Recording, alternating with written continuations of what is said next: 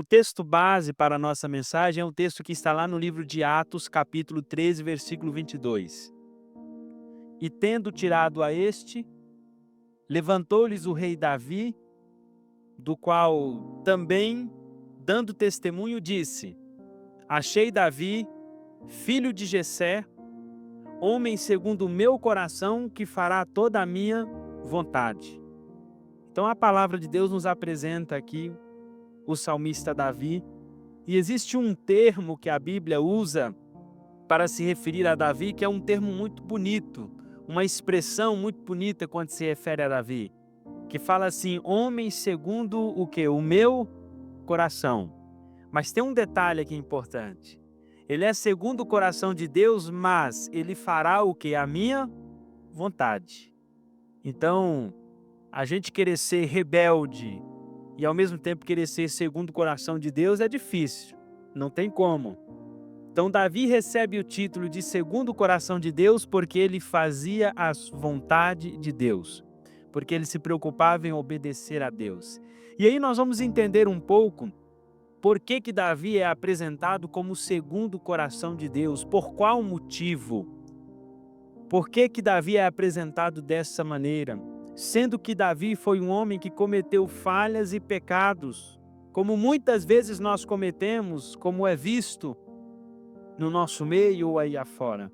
Por que ele recebe esse título? E aí nós vamos entender rapidamente o porquê que Deus escolheu Davi como rei de Israel.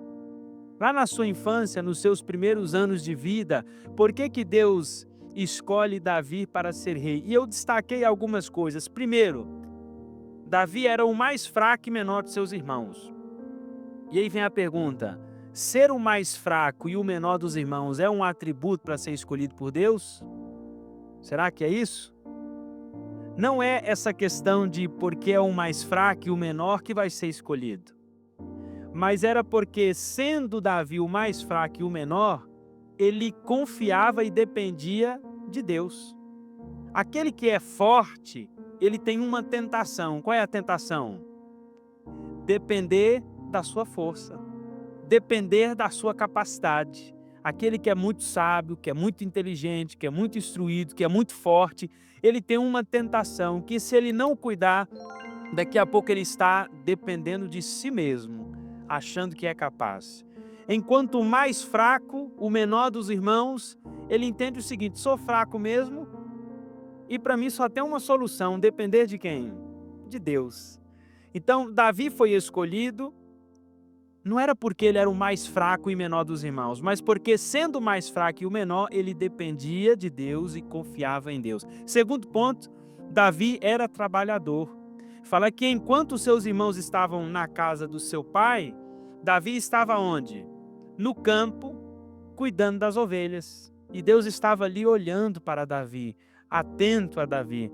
Talvez alguém poderia pensar, né? Ou Davi poderia pensar: puxa, eu estou aqui cuidando dessas ovelhas, distante dos meus irmãos que estão lá ao lado do meu pai. Como é que eu vou ser favorecido dessa forma? Como vou ser reconhecido? Mas Deus estava de olho em Davi. O terceiro ponto que eu destaco do porquê Deus escolheu Davi para ser rei de Israel era porque Davi era humilde. Nós podemos entender que Davi estava sempre pronto a aprender, a ouvir conselhos. Ao longo da história de Davi, nós vemos vários episódios de Davi honrando os seus semelhantes. E um outro ponto em destaque: Davi também amava a Deus. Desde pequeno, Davi conhecia a Deus e demonstrou sua dependência dele. Enfrentou um leão, enfrentou um urso. Quando foi lá falar com os irmãos no campo de guerra, está lá Golias, grande, forte, guerreiro, experiente, um gigante. E Davi chega lá para enfrentar Golias com um pedaço de pau, com um cajado na mão, com pedrinhas e com a funda. Golias olha para aquele cenário e fala o quê? Sou eu um cão? Ou seja, você está vindo me espantar como se espanta um cão? Sou eu um cão para você vir lutar comigo com essas armas? E Golias olha para Davi e fala assim: eu vou estraçalhar você. Eu vou acabar com a sua vida. E Davi, no seu tamanho pequeno, frágil, Ele dependia de quem? De Deus. Ele olha para Golias e fala assim: você pode vir diante de mim com espada, com lança, com escudo, mas eu vou lutar com você em nome do Deus de quem? Dos exércitos de Israel. Davi joga a honra para quem? Para Deus, e ele chama Deus para a batalha. E pronto. Será que haveria outro resultado a não ser Davi vencer Golias? Se ele confiava em Deus, se ele dependia de Deus e amava a Deus, não haveria outro resultado a não ser a vitória certa para Davi. E um outro motivo pela qual Deus escolhe Davi é porque Davi tinha um coração pronto para reconhecer os seus erros e as suas falhas. Então esses são alguns dos motivos pelas quais eu destaquei que Deus escolheu Davi. Agora, será que a todo momento Davi era o segundo coração de Deus? O que os irmãos acham? Tem muitas pessoas que falam em tom de crítica ou até de ironia, falando assim: olha, veja Davi, um homem que pecava e que mesmo assim era considerado o segundo coração de Deus. Será que era assim mesmo, irmãos? Eu pergunto para os irmãos, será que a todo momento Davi era considerado o segundo coração de Deus? Quando as pessoas falam dessa forma, em tom de ironia, passa uma impressão de que Deus tinha um carinho especial por Davi. Sabe, um carinho a mais? Passa a impressão que Deus falou assim para Davi: eu fui com sua cara, Davi. Então, se você cometer alguns erros e falhas, eu vou passar a mão na sua cabeça. Passa essa impressão de que Deus aliviou a barra para Davi, de que Deus aliviou o lado de Davi, de que Deus tinha um carinho especial e que mesmo Davi cometendo algumas falhas ou outra, Deus estava sempre ali apoiando Davi. Mas nós vamos ver ao longo dessa mensagem que não é bem assim, irmãos. Embora eu falei algumas qualidades de Davi, mas vou destacar alguns dos seus defeitos e das suas falhas. Um dos defeitos e falhas de Davi ao longo da sua vida foi o adultério com quem? Com Betseba. Após isso, o homicídio de Urias. Davi preparou a morte daquele homem para esconder o seu caso. A falta de disciplina parental. Davi falhou em alguns momentos na correção e na orientação de quem? Dos seus filhos, e trouxe grande dor de cabeça para ele, para o reinado de Israel. O censo impensado. Davi resolveu contar lá, fazer um censo em Israel, quando Deus falou que não deveria ser feito. E em alguns momentos, faltou sim a confiança em Deus por parte de Davi. Ou seja, Tiago capítulo 5, verso 17, se cumpre na vida de Davi. Homem sujeito às mesmas paixões quem? Que nós. As mesmas falhas que nós. Então, sendo assim, poderia Davi ser o segundo coração de Deus, mesmo nestes momentos de apostasia ou de pecado? O que os irmãos acham? Poderia em todos esses momentos? Nós vamos ver o que a inspiração nos fala. Patriarcas e Profetas, 718, na verdade. A inspiração diz assim, olha: Davi rendeu-se a Satanás e trouxe sobre sua alma a mancha do crime.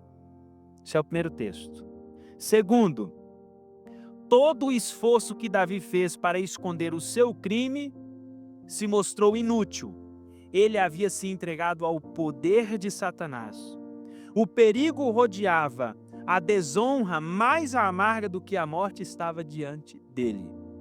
Terceiro texto, sua integridade conquistou a confiança e a lealdade da nação, mas, afastando-se ele de Deus e entregando-se ao maligno, tornou-se durante aquele tempo agente de Satanás. Durante aquele tempo, ou seja, durante as falhas de Davi, durante os seus momentos de pecado, de distanciamento de Deus, aquele homem, segundo o coração de Deus, nesse momento se tornou um agente de Satanás.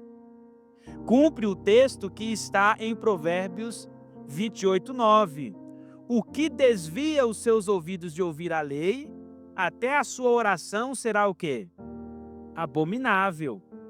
Eu não posso pensar que porque Deus me ama, Eu posso me desviar dos seus caminhos e pensar que ele vai passar a mão sobre a minha cabeça. Eu preciso entender a realidade. Se eu compreendo a verdade e eu me desvio do caminho, daquilo que Deus proporciona para mim, a minha oração pode se tornar abominável. E a situação de Davi era justamente essa. Deus não trata as pessoas, irmão, com parcialidade, ou seja, de uma forma e de uma maneira outra. A mesma verdade que é aplicada a a mesma mensagem que é aplicada a uma pessoa é direcionada a outro também. A mesma obediência que Deus exige de mim é a mesma que exige de você. Então, embora Davi foi o escolhido do Senhor para reinar sobre Israel, em momentos como esse de apostasia ou de pecado, Davi não era considerado segundo o coração de Deus. Agora, o que fez então Davi receber esse título? O que fez Davi receber esse título? Foi o seu arrependimento. Foi a sua conversão.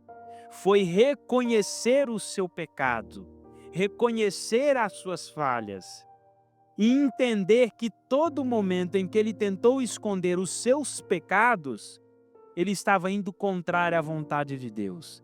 E para mim, uma das orações mais lindas, ou talvez a mais linda da Bíblia, foi proferida pelo salmista Davi em Salmos, qual capítulo? Capítulo 51. Eu quero ler alguns textos desses salmos que Davi diz assim, ó: tem misericórdia de mim, ó Deus, segundo a tua benignidade. Ele clama misericórdia segundo a benignidade. O que é a benignidade? Bondade. Senhor, segundo a tua bondade, tenha misericórdia de mim. Ele continua dizendo: apaga as minhas transgressões segundo a multidão das tuas misericórdias. Lava-me completamente da minha iniquidade e purifica-me do meu pecado. Porque eu conheço as minhas transgressões e o meu pecado está sempre o quê? Diante de mim. Davi está falando, olha, o meu pecado está constantemente na minha mente. A todo momento, a minha falha está diante de mim.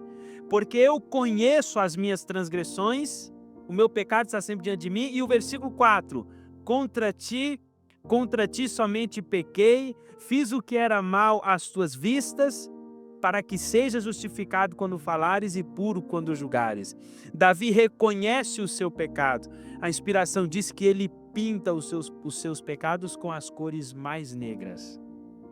É esse reconhecimento, é esse arrependimento de Davi que lhe atribui o título de segundo coração de Deus.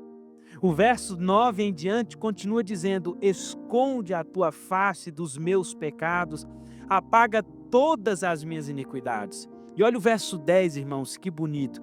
Cria em mim, ó Deus, um coração puro e renova dentro de mim um espírito reto, ou em outras traduções, um espírito inabalável. O verso 11 diz: não me lances para fora da tua presença e não retires de mim o teu Espírito Santo. Olha o verso 12, irmãos. Torna a dar-me a alegria da tua salvação e sustém-me com o espírito voluntário. Davi era triste ou era feliz enquanto escondia o seu pecado, irmãos? Era triste, não tinha a alegria da salvação. A Bíblia nos diz que Davi ele andava como se fosse curvado. Ele não tinha paz de consciência, não tinha tranquilidade. A sensação de culpa estava constantemente diante dele.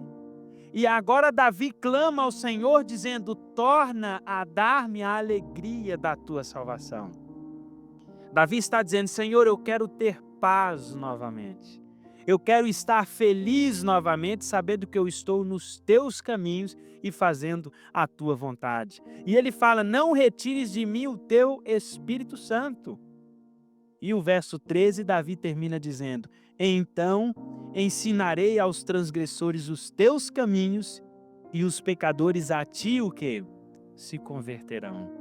Então, Davi ele se torna o segundo coração de Deus pelo reconhecimento das suas culpas, por confessar o seu pecado, por se arrepender verdadeiramente.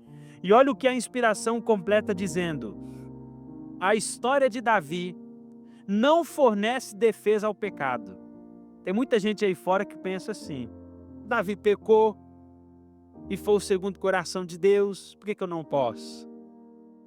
E aí fala, ó, não fornece, a sua história não fornece defesa ao pecado. Aí Ellen White continua dizendo: era quando ele andava no conselho de Deus que era chamado homem segundo o coração de Deus. Pecando, isto cessou de ser verdade em relação a ele, até que pelo arrependimento voltasse ao Senhor. Patriarcas e Profetas, páginas 722 e 723. Quando Davi era considerado segundo o coração de Deus? Quando ele andava nos seus conselhos, quando ele seguia a orientação de Deus. E aí vem a pergunta para que nós possamos finalizar essa mensagem: como eu posso me tornar um segundo coração de Deus? Quem gostaria de se tornar um segundo coração de Deus? Levanta a mão aí. Amém? Irmãos, esse título, embora na Bíblia é um título destinado a Davi, mas a gente sabe que Deus deseja que todos nós sejamos segundo o seu coração. Não é só Davi, não. Todos nós. E aí, como que eu posso me tornar segundo o coração de Deus? Eu destaquei só duas coisas aqui. Embora tenha muitas coisas que a gente pode acrescentar, mas só duas coisas. A primeira é: seja humilde. Provérbios capítulo 15, 33 diz que o temor do Senhor ensina a sabedoria e a humildade antecede o quê? A honra. A humildade antecede o reconhecimento. A humildade vai na frente da exaltação. A humildade deve ir na frente da glória, do reconhecimento. Então aqui nos diz que o temor do Senhor ensina a sabedoria e a humildade antecede a honra. Lucas 14, verso 11. Pois todo o que se exalta vai ser o quê? Humilhado, vai ser abatido. Mas aquele que se humilha, aquele que é humilde, não é aquele que fala assim: ah, eu sou o mais fraco de todos, ah, eu sou isso, eu não sou nada, eu não sirvo para nada. Não é isso não, irmãos. Isso é outra coisa. Mas aquele que é humilde de espírito, de coração, esse vai ser exaltado, esse vai ser reconhecido. O verso de Mateus capítulo 5, 3 nos diz: bem-aventurado os humildes de espírito, porque deles é o quê? É o reino dos céus. É o humilde que vai para o céu, irmãos. Arrogante não vai para o céu. Orgulhoso não entra no céu. Aquele que se exalta ou que vive na soberba, aquele que se acha melhor, aquele que se acha o mais forte, o mais capaz, não vai para o céu. Vai para o céu aquele que aprende a ser humilde, reconhecendo as suas fraquezas, as suas limitações e a sua dependência de Deus. Então, ser humilde é o primeiro ponto para ser o segundo coração de Deus. E o segundo ponto, arrependimento e conversão. É simples. Arrependimento e conversão. Alguém vai entrar no céu sem se arrepender dos seus pecados? Não, irmãos. É possível haver verdadeira conversão sem arrependimento? Não. Então, arrependimento e conversão é nos apresentado. E Atos capítulo 3, verso 19 diz: arrependei-vos, pois, e convertei-vos, para que sejam apagados os vossos pecados. E quando passarmos pelo arrependimento e conversão, uma coisa extraordinária passa a acontecer na nossa vida. O que é, irmão? Ezequiel 36, 26 e 27. E vos darei um coração novo, e porei dentro de vós um espírito novo. E tirarei da vossa carne o coração de pedra, e vos darei um coração de carne. O que é esse coração de carne? É um coração sensível à voz de Deus. É um coração sensível à correção de Deus. É um coração sensível para ouvir a orientação de Deus. Para quando Deus chamar a atenção ou corrigir, se abater, reconhecer a sua falha, se humilhar. O coração de pedra é o contrário, o coração duro, arrogante, soberbo, exaltado, que não reconhece suas falhas, que se acha melhor que tudo, melhor que todos. Esse coração de pedra, irmãos, está dentro de nós. E Deus fala assim: eu preciso mudar isso aí.